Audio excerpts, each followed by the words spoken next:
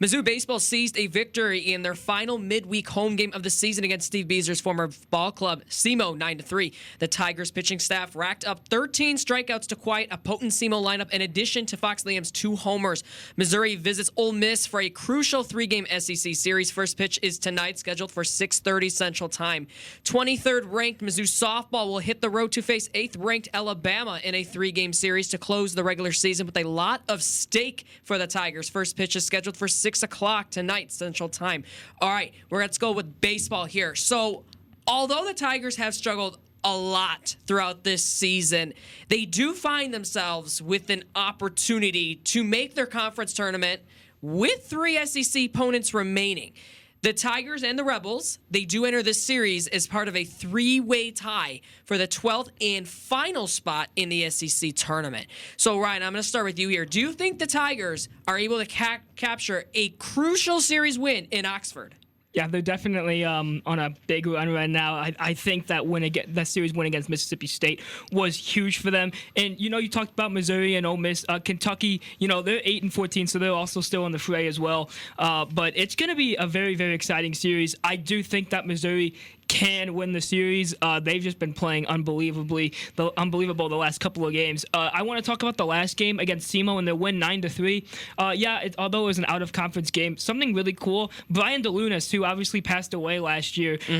So Austin Sheely was really close to him, and he was able to pitch 2 shutout innings and get his 5th team-leading save for the team. So I thought that was really, really incredible story. Fox Liam, 2 big bombs that absolutely were destroyed to right field. I think one's probably still on the Mizzou football facility roof, but they've just been really good as of late. I think they're getting hot at the right time. Josh Day, he was not in the lineup against SEMO, but I was told that it was just because he wasn't feeling too good. He should be ready to go for this weekend in Oxford. But yeah, man, I'm just super stoked for this series because both of these teams, it's basically, to me, a win-or-go-home series because if they do not win the series, it's going to be really tough for them to make the SEC tournament. So I think that both these teams are going to be playing really good. Luke Mann has been unbelievable, man. He has a home run in almost every SEC game they've played. Against Mississippi State last weekend, he homered in all 3 games.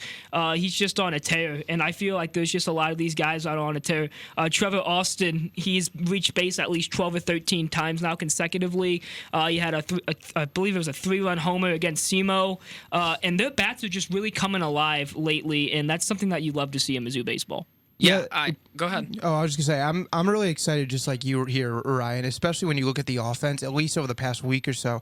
When you're putting up 13 and 19 and even 9 against SEMO on Tuesday, there's a lot to get excited about. And you went into most of the players, but when you just look and you have 4 of your best hitters over 300, and then that doesn't even include Luke Mann, who, like you said, is hitting just homer after homer, is the only one on the team in double digits. So there's certainly plenty to get excited about. And like you said, a very, very big series this upcoming weekend against Ole Miss on the road.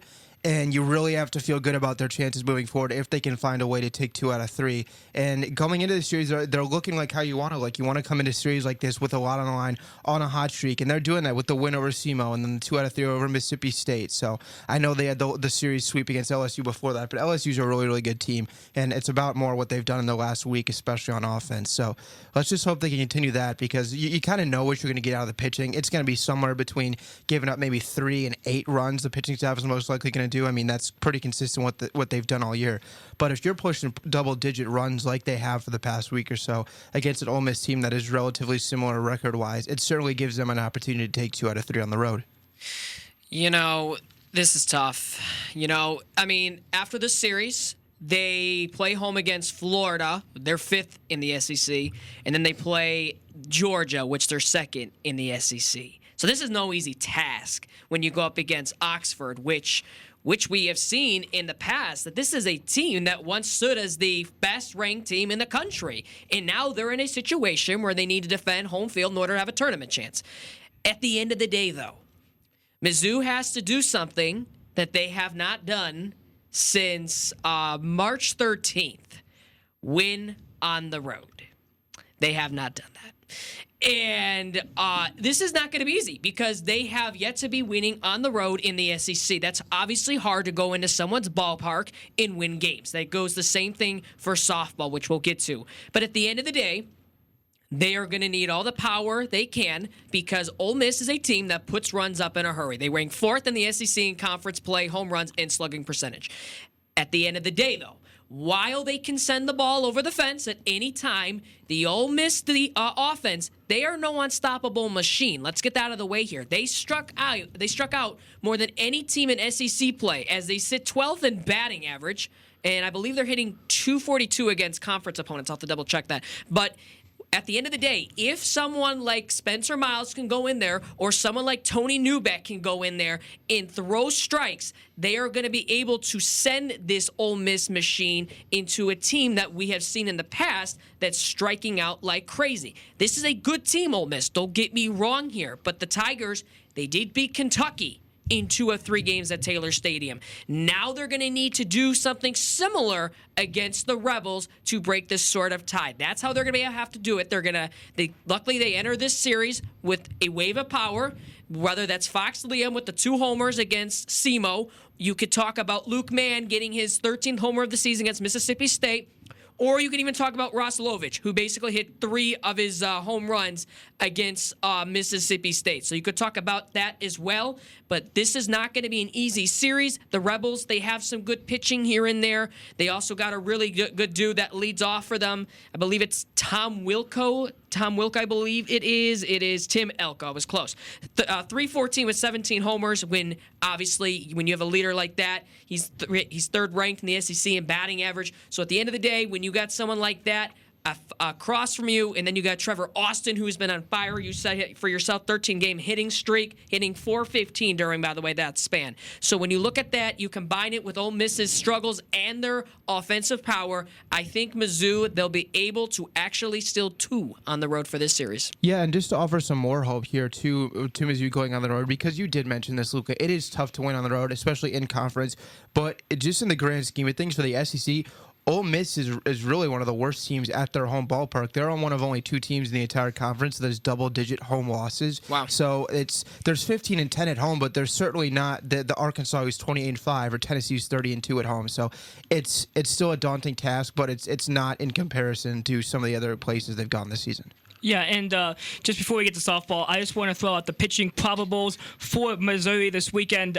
Tonight it'll be Tony Newbeck facing off against Dylan DeLucia, who is top 1 or top 2 pitcher for Ole Miss, so that's going to be a tough game tonight. But Newbeck, he's been pretty good, 3-2, 5.48 ERA, and then like Lucas said, tomorrow it will be Spencer Miles going up against Hunter Elliott. Sunday, the Tigers still do not know who they're going to be throwing out there on the bump, but they'll be facing Derek Diamond, so those are the probables, and yeah, man, I think it's going to be a fun series. Completely, I don't know how this erased my mind, but 0-9 on the road, obviously swept by Vandy, Tennessee, and LSU. Does not play dividends, so I think that's something that Beasley's going to tell me, don't really worry about it. We have to play the game we've been playing. We've been doing so good down the stretch. We don't want to lose it here. And, yeah, it's going to be full of runs. I think it's going to be a lot of high-scoring games. Mizzou has been great from coming from behind. They have been tremendous from that, so if they do go down early, don't really worry because they have been a good team when coming from behind. And last but not least, I really, really hope Ole Miss is listening, and please use your baby blues at least one time this series. Those jerseys are so nice. All right, moving on to softball. The Tigers have enjoyed a significant rise. And I mean significant rise. I mean significant rise in the SEC standings thanks to that scorching offense that they have finally rediscovered. On April 19th, guys, Missouri was number 10 in the conference. 2 weeks later, 7 wins later, and 64 runs later, the Tigers are vaulted into 4th place in the conference.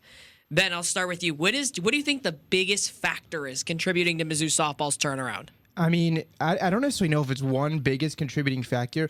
I will just say this. It's been much more consistent. I've talked about this so much all year long, where they would go and score 3 and then 6 and then 1. But on this winning streak where, like you said, the offense has turned it around, they go 13-8, 9-9, 7-7, 11. So they haven't scored less than 6 in over 2 weeks now, or just about 2 weeks at this point. So it's been consistently high scoring, and it's been consistently not giving up a lot of runs. In that same stretch, they give up 0, 1, 3, 2, and even 5 and 6 in there, which is, I mean, it's an average number, but still, it's much more consistent overall. And I think that's what's been the key, because I think it's really hard to get on a roll when you're scoring 2 runs the next day and then 8 the day after that, and then the pitching's not consistent either. So, I mean, when you look at that, that's not necessarily from a player standpoint, but just from the overall team standpoint, I think it's been really, really huge for them to kind of get on this roll and then keep it going into this weekend series against Alabama. And there's been some different contributions along the way. You had the Heidi Moore 3-home run game against last weekend. And she has struggled all year. She has struggled. So that was absolutely huge. You had that last weekend. There's been up and down the lineup different contributions. Lauren Krings threw a complete game last weekend. So I think there's just been, it's even across the board in terms of contribution, and with the even contributions, it's just led to more consistency. I'm going to disagree with you on that one. I think there really is one big contributing factor, and that's no other than Kim Wirt. She has been at the forefront of Missouri's attack on those opposing pitchers, and this really all started in Lexington, Kentucky, when the softball team, this is actually a true story, in the hotel, they could not find anything for breakfast, and Kim Wirt happened to find her favorite childhood cereal, Lucky Charms. And when she found those Lucky Charms, throughout the series, this is not even a joke, she went 6 of 7. And ever since that Lexington, Kentucky trip, I'm not kidding you, the whole team actually went to the grocery store to buy boxes of Lucky Charms. She even said in an interview with Dave Matter that she has 15 boxes of Lucky Charms in her trunk. So at the end of the day, I don't know what this conspiracy theory is with Lucky Charms, or superstition rather, but Kim Wirt has been at the forefront of Missouri's attack on opposing pitchers. She has hit 6 home runs, driven in 19 runs over the Tigers' 7-game winning streak. And as a team, Missouri has belted 18 home runs and has hit for 351 average over the span of that time. Now, obviously, we could talk about Brooke Wilmis and how she has a 10-game hitting streak, how she's batting .532 within that stretch. That's fine.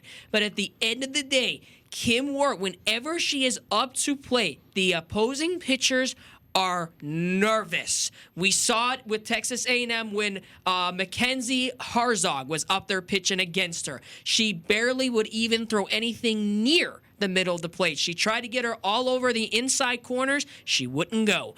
Kim Wirt is one of the most disciplined batters on this team. And when you talk about this team that they're going up against, this Alabama team, while Missouri is going up, they're more on the rise. Alabama's more on the decline recently. This is a team that lost 2 out of 3 against that Texas A&M team that Missouri swept last weekend. So we can look at the Alabama's Crimson Tide staff. We can look at Montana Fouts, who, in my opinion, is one of the best pitchers in the nation, because she, after all, she was the SEC co-pitcher of the year last season. She logged that 2.07 ERA this year. She's thrown 15 complete games and 20 starts, so she's no scrub. Then you look at the other pitcher, their two-headed monster. The other part of the head is Lexi Kofile, which honestly, she has been phenomenal as well. But Missouri, I never thought, after they started 0-5 in conference play, that they actually have hopes to host a super regional for the 2nd consecutive year, which if they, in my opinion, win 2 of these contests, they will be hosting a super regional, which is determined obviously by a whole committee, but the NCAA RPI is a good indicator of that. But if they win 1, I don't think they will host a super regional, but if they win 2, they're hosting one, in my opinion. Yeah, I mean, I agree. They have to win the series against Alabama. It's going to be tough, though. Alabama, man, they have some pitchers that can pitch. 20-4 is a record, 9-3 and 6-2. They have 3 stellar pitchers. Technically, if you want to say, they have 4. All 4 of them are really good. Mm-hmm. And another thing that you're really going to have to make sure to look at here is, for Missouri, is almost everyone on Alabama has double-digit RBIs, so that's going to be tough. Obviously, that is leaded off by Allie Shipman, who has 45. She leads the charge there. She's going to be really tough to keep off the base, and like you guys been saying, Krings and Weber are going to have really good games, and they're going to need to bring in Schumacher. She's going to have to do good.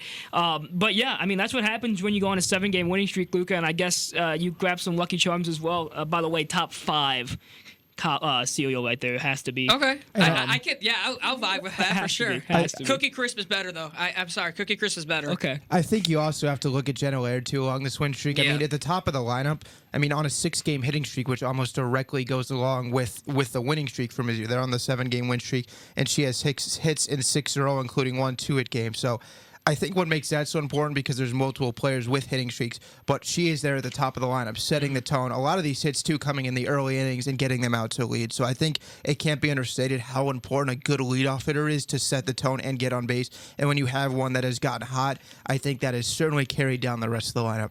Yeah, I mean, both of these teams have leadoff hitters that are batting very, very well. It's going to be an exciting series for sure. I think what's really going to pay dividends is the pitching. Both teams can hit the long ball. We know that. I don't want to say whoever hits the more home runs is going to win the series. Obviously, that's common sense. But I just feel like Alabama's really going to reduce those home runs that Mizzou's been hitting. Alabama, the last game, they lost to a really good Western Kentucky team, like you said, Luca, and then lost to Texas A&M, lost that series. So, obviously, Mizzou's looking good, so it's going to be exciting, but I really think that Weber and Krings are going to have to find it, because if they can't find it, Alabama is going to, might run away with the series.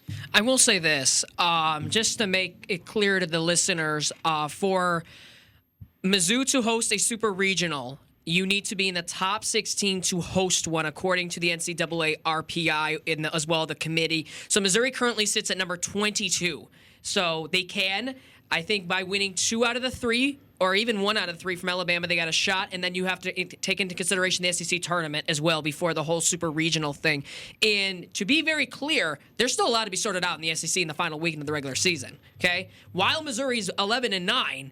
They could be finishing in a wide range of spots, because 3rd place, you got Tennessee, that's 12-8, and 9th place is LSU at 11-10. So they could finish basically anywhere, but we'll see. We'll have to find out.